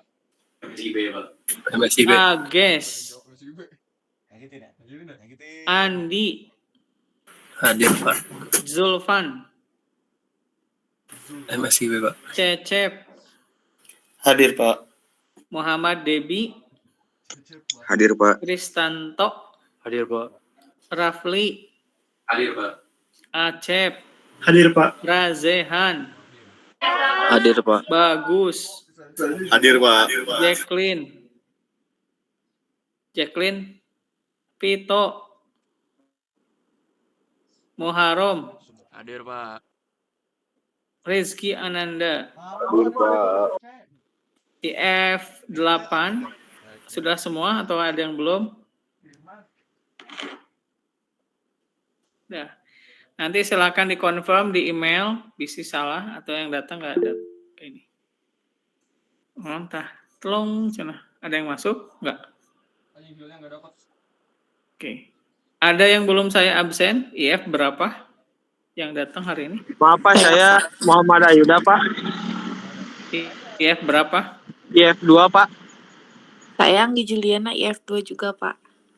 Oh, ya ini kamu nggak ikutan UAS ya berarti? Iya, Pak.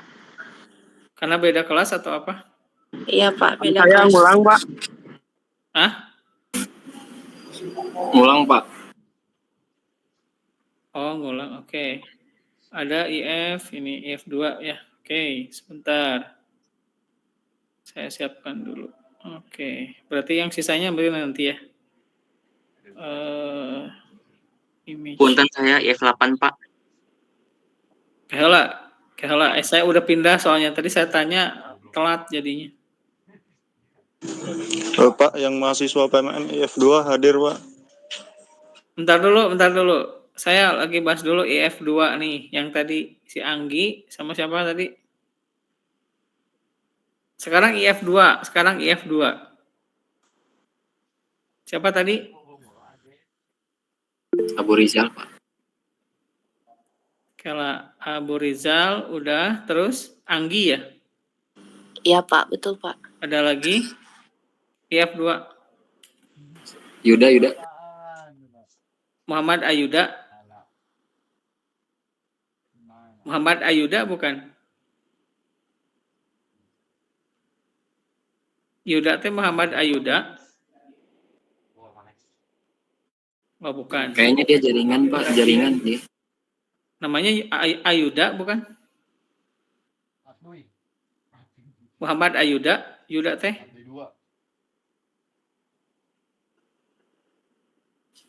Iya, itu Pak namanya Muhammad Ayuda. Oh, oke. Ada lagi? IF2?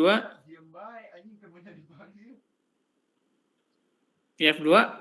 Tadi yang MBKM? Beda ya? Yang MBKM ada? Ada Berapa orang? 4 orang. empat orang, Pak, ya. Hadir semua? Hadir semua, Pak. Al-Muktabar, terus? Hadir, Pak. Al-Muktabar, Miftahul Arzak, Miftahul Arzak, oke. Terus? Valentino Garing, Valeto ya? Arinfa Valeto ya? sama Putri Yulianti, Pak. Putri. Oke, ada lagi IF2. Nggak ada? Berarti yang kelas normalnya mungkin besok aja deh. Oke, sudah ya. Nanti dicek email yang tadi saya sebutkan. Baik, sekarang kita mau masuk ke sesi kedua. Ini ada pertanyaan dulu nggak? Mungkin nanti Anda bisa cobain ya. Ini contoh yang lain pakai SIFT. Ini kalau SIFT, jadi dia akan mencari key points namanya. Istilahnya adalah key points dari si objeknya. Nah, berupa apa? Nah, berupa bulat-bulat kayak begini. Nah, nanti untuk deskriptornya coba kita kalau nggak ini matiin nanti bisa rusak gitu ya yang gambar ini. Jadi key point itu kayak titik aja nih yang dideteksi oleh si algoritma SIFT atau shift algorithm. Kalau ini pakai Hodge, ini pakai Hodge ya. Histogram of gradient. Nah, jadi ini sih, yang ini nih sebenarnya nih. Ini hasil Hodge-nya. Nah, ini itu sekali lagi sebenarnya bukan untuk visualisasi. Kalau analytical gini itu sebenarnya bukan untuk visualisasi yang dilihat. Tapi seberapa mampu si algoritma mendeteksi fitur-fitur yang dibutuhkan untuk nanti masuk ke dalam klasifikasi. Atau pengenalan itu kan sebenarnya klasifikasi ya. Misalkan ini wajah. Nah, itu nanti kalau tujuannya Anda adalah face recognition, berarti nanti dia kedeteksi, oh ini wajah, ini bukan wajah, ini bahkan mungkin kalau lebih jauh ini Lena dan sebagainya. Gitu ya. Baik, yang kedua kita masuk, kalau ada pertanyaan nggak? Kalau nggak ada saya masuk ke sesi kedua yaitu konsultasi. Siapa tahu nanti ada yang mau tanya mengenai judul. Saya udah minta di sini Anda menuliskan judul proyek akhir. Nanti tolong ditulis kelompok 1 judul proyeknya apa. Gitu. Ada yang mau konsultasi atau ada yang mau tanya? Pak, maaf, mau nanya buat judul tuh sebebas apa ya? Apa ada batasan gitu? Contoh, saya kasih langsung contoh kasus banyak kelas Batur ya. Analisis komparatif, ini ada yang lebih advance nih. Timnya udah, ini kayaknya udah cukup bagus lah. Analisis komparatif klasifikasi sampah menggunakan YOLO V8 dan Inception V3. Analisis ulasan mobil listrik di Indonesia. Klasifikasi spesies burung ABCD pakai ResNet. Analisis persebaran wabah. Saya pengen tahunya adalah kan sudah kasih formatnya tuh. Nanti machine learning-nya pakai metode apa harus jelas. Metode itu sebenarnya harusnya muncul di judul. Ini yang belum saya koreksi nih kelas lain ya. Nanti ini lagi mau saya koreksi nih. Makanya di ini dulu, di register dulu lah gitu bahasanya. Sok Anda register dulu, kamu bikin proposalnya apa. Nanti saya komentarin. Kayak tadi, ini kan belum contoh kayak tadi. Analisis ulasan mobil listrik di Indonesia. Apa gitu. Kalau dari judul kan harusnya kita bisa tangkap. Menggunakan misalkan metode atau apa. Mungkin bukan analisis, mungkin prediksi prediksi mobil listrik di Indonesia dengan menggunakan misalkan regresi. Contoh. Jadi ada metodenya yang nanti harus dimunculin. Paham sampai sini?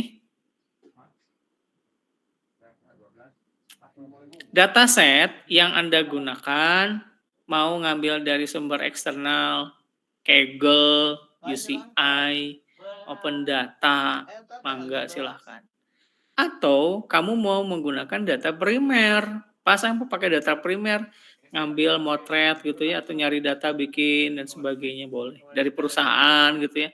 Ini jangan datanya yang terstruktur boleh Pak, boleh. Pak saya punya data penjualan Pak gitu dari perusahaan anu, boleh. Saya mau memprediksi kebutuhan untuk misalkan stok barang. Pakai metode naon gitu. Kamu jelasin. Oke, paham? Baik, paham. Ada lagi? Sok mangga ditanyain. Makanya sekarang waktunya Anda untuk berdiskusi nih. Biasanya nanti tugasnya belum paham. Pak, izin bertanya Pak. Sok mangga. Untuk laporannya itu dalam bentuk jurnal aja atau ada laporan lagi, Pak? Format jurnal aja itu cukup. Oh, format jurnal aja ya, Pak? Oh, baik, Pak. Terima Kamu kasih, mau Pak. menganalisa data akademik, misalkan siswa menganalisis atau misalkan prediksi misalkan tingkat kelulusan kampus kamu tuh misalkan menggunakan decision tree misalkan. Boleh, tapi datanya data siswanya ada, IP-nya ada gitu. Itu kan udah terstruktur ya datanya. Kalau dapat gitu. Oke? Cari yang relevan dengan ini yang kamu sekali lagi saya pernah bilang ya, cari yang relevan dengan kasus yang dipahami gitu. Jangan ambil contoh yang nggak terlalu apa sih ini gitu. Sampai fitur-fiturnya sendiri nggak ngerti gitu. Ini fitur A, B, C-nya apa sih? Jangan kayak begitu. Carilah fitur-fitur yang Anda juga paham sehingga nanti Anda bisa ngejelasin di dalam laporannya gitu. Oke? Ada pertanyaan? Oh, di chatnya belum saya cek dulu. Pak izin bertanya Pak. Oh, mangga. Kalau semisal ngambil data untuk keaslian mata uang bisa nggak Pak? Tapi batasannya cuma uang 100.000. Apa klasifikasi? Iya. Mengklasifikasi ya? Atau gampang teng atas 100.000-nya? Atau dari seluruh negara? Ini mata uang dolar gitu. Maksudnya gitu? Nggak, mata uang Indonesia. Jadi batasannya cuma buat data keaslian mata uang Pak yang 100.000 Pak. Batasannya uang 100.000 aja. Kan jenisnya ada berapa? Kalau cuma satu mah susah tuh. Terbatas maksud saya. Dan dataset yang kamu punya berapa banyak? Itu juga perlu dihitung. Masih diteliti Pak kalau emang semisal cocok atau bisa dicoba pakai itu. Nah, coba lihat dataset kamu. Ada yang kemarin menggunakan data SIFAR SPE tuh, SIFAR 100. Data SIFAR 100 itu ada sekitar 60.000 data. Dengan klasifikasinya itu ada berapa? 10 gitu. Masing-masing 6.000 dataset. Coba kamu bayang 6.000 data. Sekali lagi, kalau saya cuma 10 data, jangan pakai machine learning kayak gitu. Paham nggak? Oh, siapa? Karena akan berbeda nanti untuk analisa dasarnya. Oke, terima kasih Pak. Ya, ada lagi. Tadi si Muhammad Firman Ali F8. So, saya silakan Anda mau nanya. Saya sambil menyiapkan tadi ada yang kelewat absensinya. Ada lagi yang kelewat absen? Punten Pak, saya dari F8.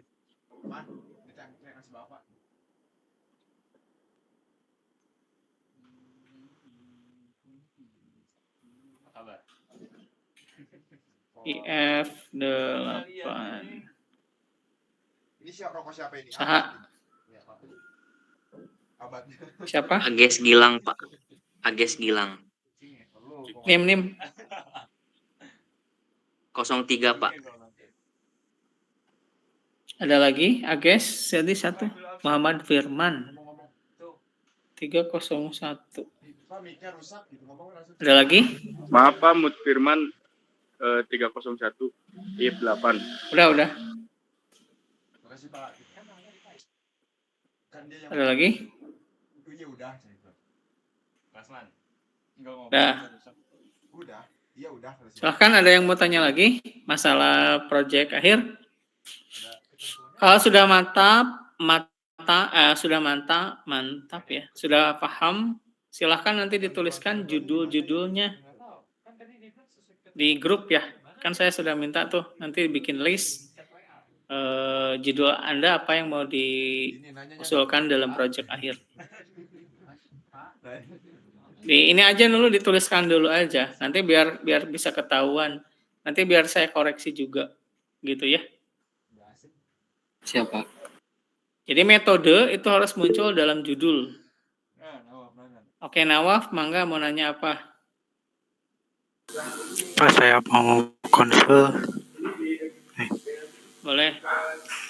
Kan gini Pak, saya juga kan ini lagi riset nih tentang robot gitu. Nah di sini ada bagian computer visionnya gitu Pak. Gimana? Ntar Jangan ke arah jadi si computer computer vision, vision, jangan ke arah computer vision terlalu jauh. ya Kamu ntar itu udah kan hmm, si videonya tuh buat ngedeteksi objek tuh. hmm. Ntar kalau objeknya kedeteksi gitu kan si robotnya teh suruh ngikutin si objeknya gitu. Kalau menurut saya itu terlalu jauh Nawaf gitu. Kamu saya minta kan hanya untuk membahas machine learning-nya aja. Dan kajian kita ke arah sana gitu. Jangan karena computer vision beda cerita. Itu nanti next semester kalau di kita 8, tapi kalau di kita 8 ya. Kalau di kamu mungkin nggak tahu nih kurikulum 2000. Belum saya lihat gitu apakah ada computer vision nggak di situ. Ya. Minimal kayak tadi mengklasifikasi citra masih aman lah gitu. Klasifikasi dulu aja. Atau misalkan nanti Anda punya data perusahaan gitu ya, yang punya data terkait dengan customer-nya juga boleh tuh. Ingin misalkan ngeprediksi berdasarkan wilayah, di wilayah kita harus ngeprediksi kira-kira kesiapan bahan baku apa yang kita siapkan gitu ya, atau misalkan kesiapan produk, kalau ke transaksi boleh gitu ya. Jadi tapi nanti metodenya nanti di state ya, metode apa yang Anda gunakan. Pak, izin bertanya lagi. Batasannya cuma sampai machine learning aja ya Pak ya? Oh, oke. Siap. Jangan terlalu jauh kan kita bahasnya machine learning nih. Jangan yang terlalu aneh-aneh Anda juga. Nanti kalau saya dalamin nanti pada keder semua. Hati-hati pada saat nanti misalkan Anda comot dari GitHub, ambil dari website, ambil dari sana, tapi nggak ngerti. Jangan kayak gitu ya. Insya Allah Pak. Iya, karena nanti kan diuji ya. Kita tanya gitu. Oke? Ada lagi yang mau ditanyakan? Pak, ini Pak, yang MBKM kan diminta keluar nilai itu tanggal 12. Jadi batas akhir pengumpul tanggal 10 itu gimana ya Pak? 12 apa? 12 Februari Pak. Terakhir. Masya Allah, masa kamu udah baru selesai ngumpulin udah minta 2 hari langsung dinilai. Ya, Nah, pokoknya secepatnya berarti kalau tim kamu nih. Itu gimana ngumpulnya Pak? Langsung datang ke kampus atau lewat soft file?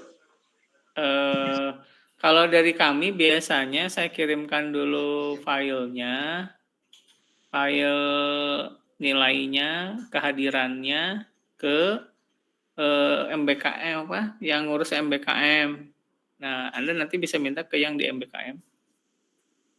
Oh, siap Pak. Terima kasih Pak. Tapi kalau misalkan cepet banget gitu ya, Pak bisa nggak ini file nanti lah bisa didiskusikan. Karena lintas kampus kan ini ya. Nanti saya bilang ke sana. Baik Pak. Nah, yang saya pernah bilangin dulu loh, saya kejadian juga kan. Hati-hati loh di IF itu, Unicom itu agak telat nih, bisa kamu ngelintas nyebrang ini. Saya pernah bilang gitu kan pertama kali awal itu. Pernah ngingetin maksud saya, bisa kamu nanti sekolahnya tiba-tiba udah mau masuk semester baru gitu kan, nilai harus segera masuk, kita belum selesai gitu. Itu yang harus kamu sampaikan ke pihak sana, ke sekolahmu, maksud saya ke kampusmu. Dijelaskan gitu. Iya Pak. Soalnya beberapa juga ada yang harus nginputin KRS-nya juga Pak. Iya betul. Kan saya pernah sampaikan dulu waktu pertemuan. Hati-hati loh, ini bisa nyebrang loh karena Unicom itu agak telat. Sedangkan di kampus kamu misalkan udah mau semester baru gitu. Jadi peralihannya ini yang harus hati-hati gitu. Jadi maksud saya kamu ngejelasin juga ke sana bahwa di kita masih dalam proses nih gimana gitu. Itu dari awal terus dijelaskan. Harusnya sih gitu. Tapi nanti saya coba ke sana ke MBKM ya, ke tim MBKM-nya ngomongin dulu. Baik Pak, terima kasih. Ya. Ada lagi? Pak, ngelanjutin yang tadi. Berarti kalau ngambil objek detection-nya doang nggak apa-apa tuh, Pak? Lebih kalau saya sih refernya ke klasifikasi ya. Kalau di Klasifikasi. heeh, Oh, klasifikasi aja dulu. oh baik, Pak. Heeh, Berarti kalau klasifikasi citra itu- misalkan, mengklasifikasi ini apa, ini masuk ke kelas yang mana gitu aja. Oh, Karena kalau Baik, nanti ke arah itu ada computer vision-nya nanti sebenarnya di situ kan, tambahin computer vision untuk mendeteksi wajah dan sebagainya itu ke computer vision. Makan dong. Oke, baik, Pak. ada lagi? Si Dita yang tuang. Tapi si bapak asup belilah. Terakhir deh Pak, nanti buat ketentuan atau sama teknis pelaksanaan tugas besarnya itu nanti ada di LMS gak ya Pak? Kan udah dijelasin ini, makanya kamu tanya di sekarang. Anjing. Kan laporan udah saya kasih ini formatnya, Anda udah download atau belum? Kan sudah dikasih. Kamu katengil. Sudah ada di ini di grup tuh, template penulisan laporan. Nah, udah jelasin waktu itu, Dek. Coba. Terima. Jadi nanti yang dikumpulin ada program, yang kedua adalah laporan. Laporannya dalam bentuk format jurnal. Bilang dong. Ngomong nyet jadi. Ada lagi yang mau tanyakan? Presentasi mah kita gimana Pak? Tidak ada atau Kenapa? untuk Presentasi. Ya. Pada saat pengumpulan nanti wajib hadir ke kampus ya. Itu tuh di minggu kedua ya Pak? Minggu kedua, minggu depan kan udah libur deh. Minggu ini libur deh. Minggu depan berarti ya. Tanggal 21 berarti ya Pak? Hah? Tanggal 21? 14, 21 Pak? 14 kan? Sebentar. Lain. Oh, kayak si tim yang tadi, berarti yang MBKM, tim kamu harus duluan berarti kamu, Dek. Kalau tanggal 12 harus segera masuk.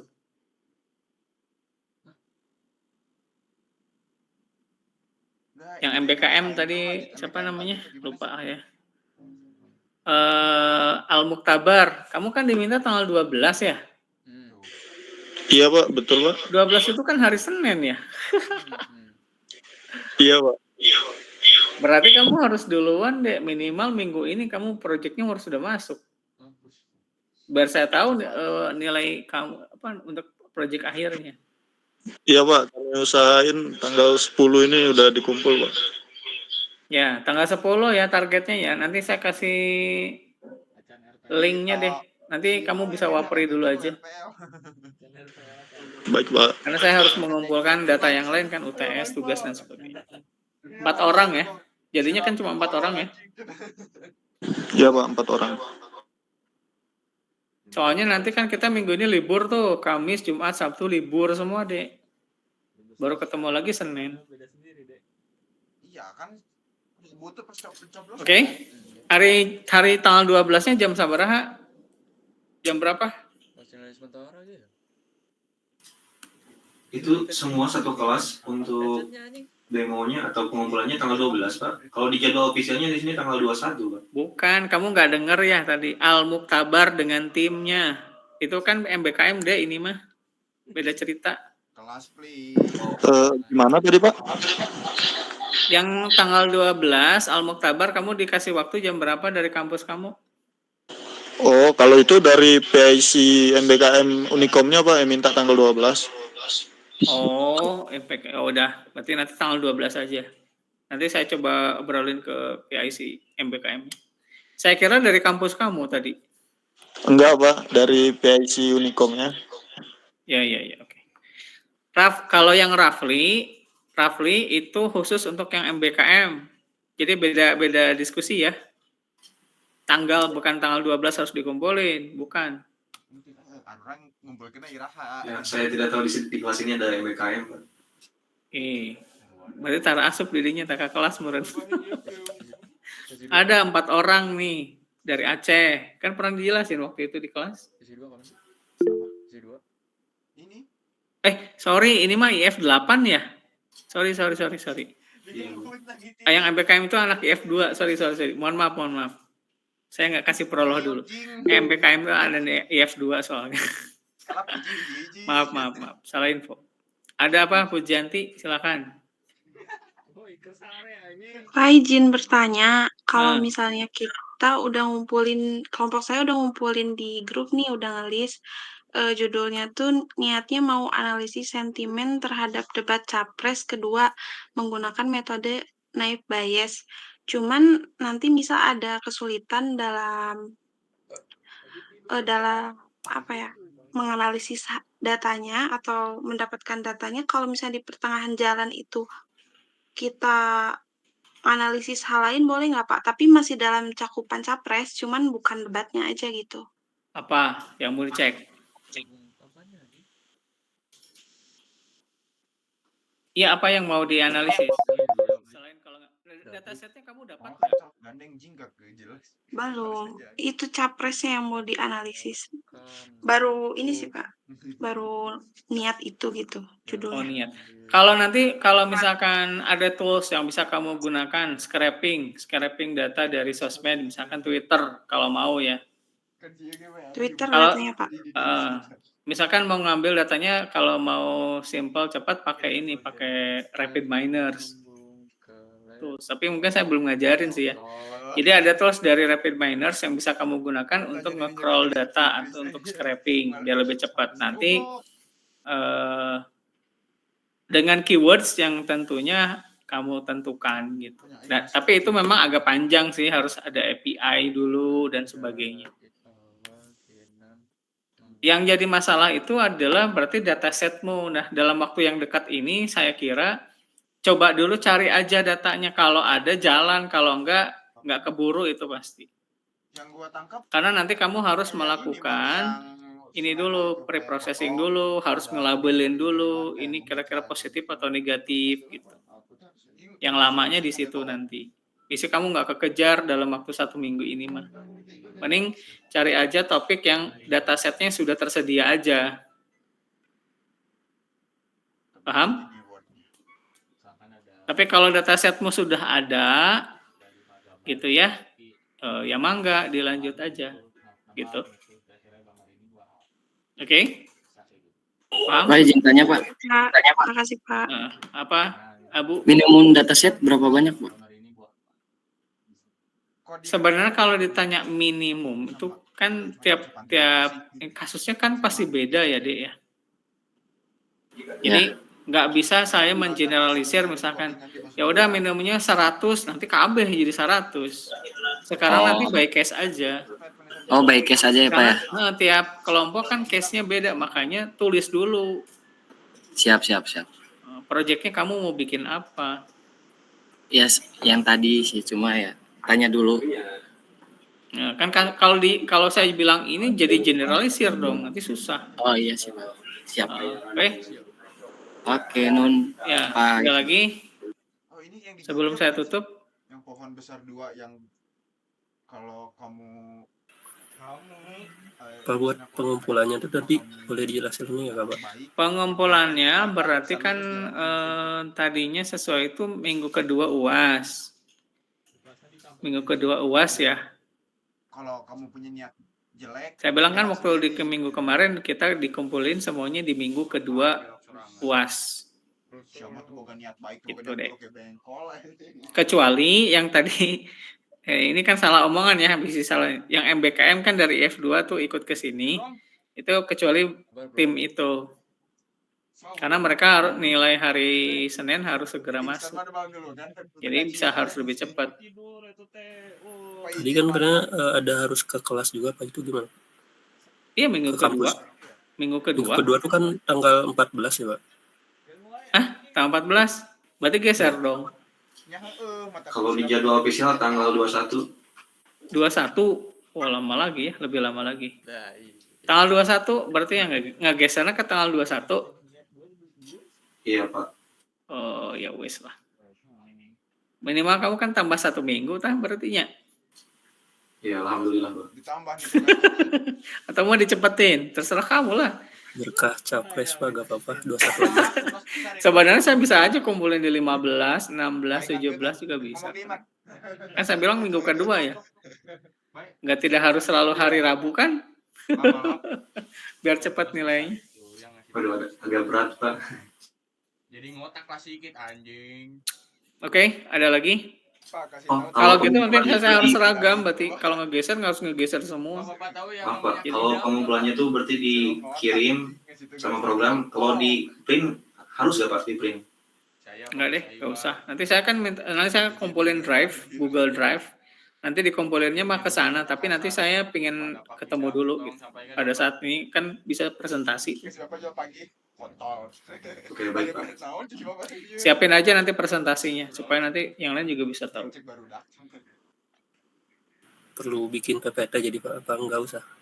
Kalau PPT mah tim kamu aja dikumpulin, mah saya nggak usah. Oke Pak.